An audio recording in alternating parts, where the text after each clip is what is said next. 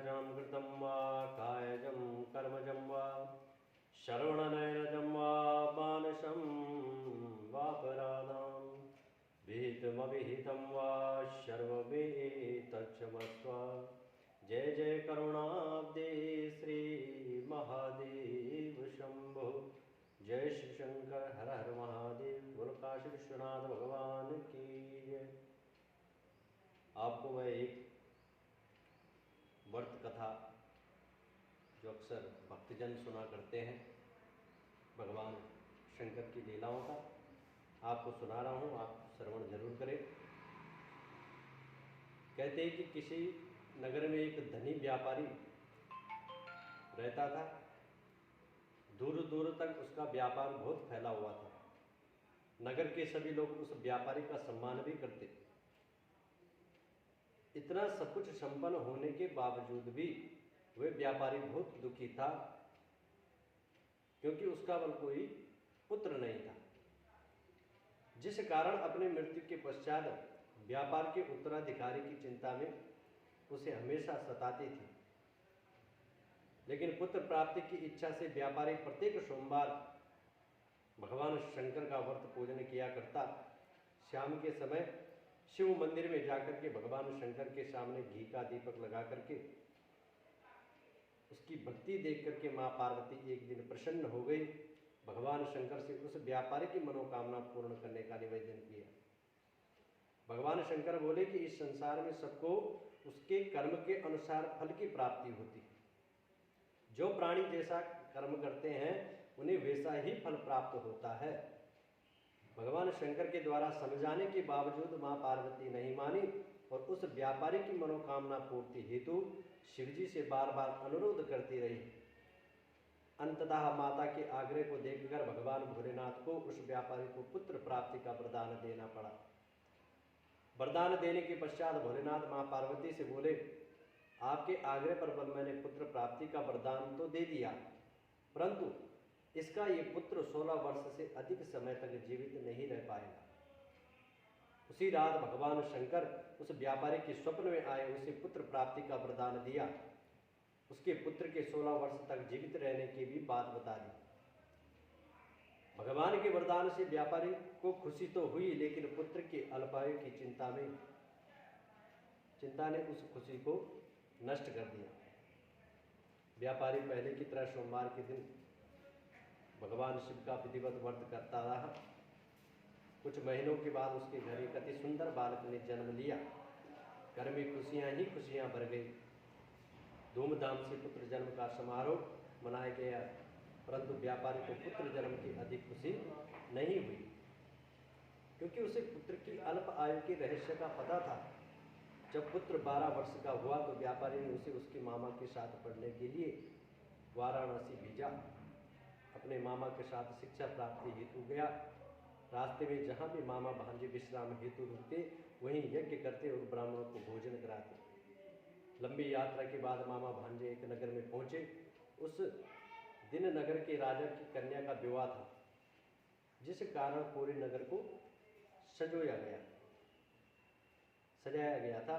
तो निश्चित समय पर बारात जब आई, लेकिन वर का पिता अपने बेटे के एक आंख से काले होने के कारण बहुत चिंतित था।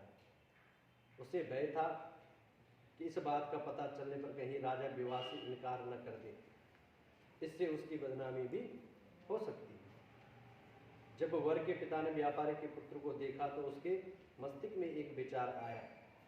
उसने सोचा, क्यों ना इस लड़के को दूल्हा बनाकर राजकुमारी से विवाह करा दूं। विवाह के बाद इसको धन देकर विदा कर दूंगा और राजकुमारी को अपने नगर ले जाऊंगा। वर के पिता ने लड़के के मामा से इस संबंध में बात की।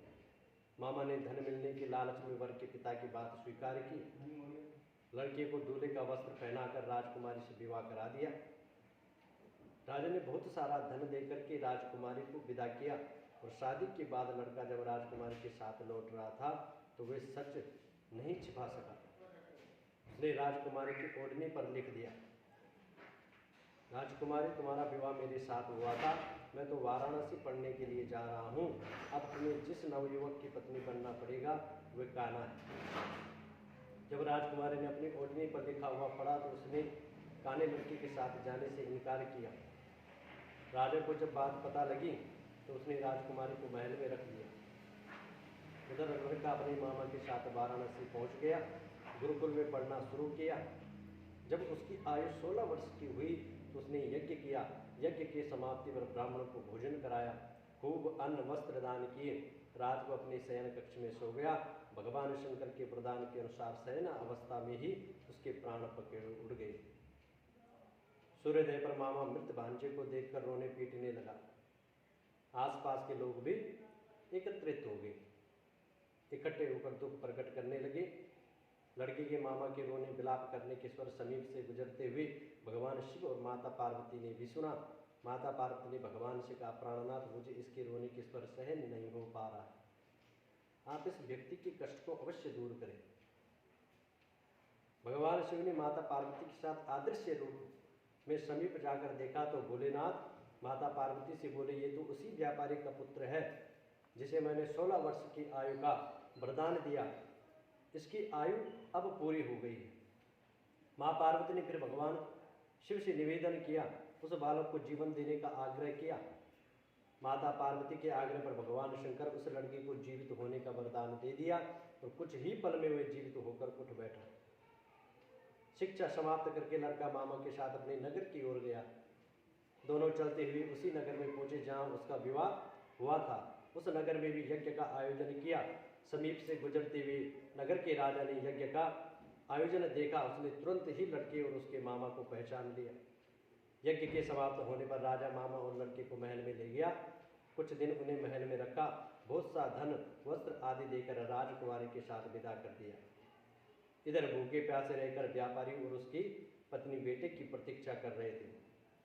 उन्होंने प्रतिज्ञा कर रखी थी, यदि उन्हें अपने बेटे की मृत्यु का समाचार मिला तो दोनों अपने प्राण त्याग देंगे।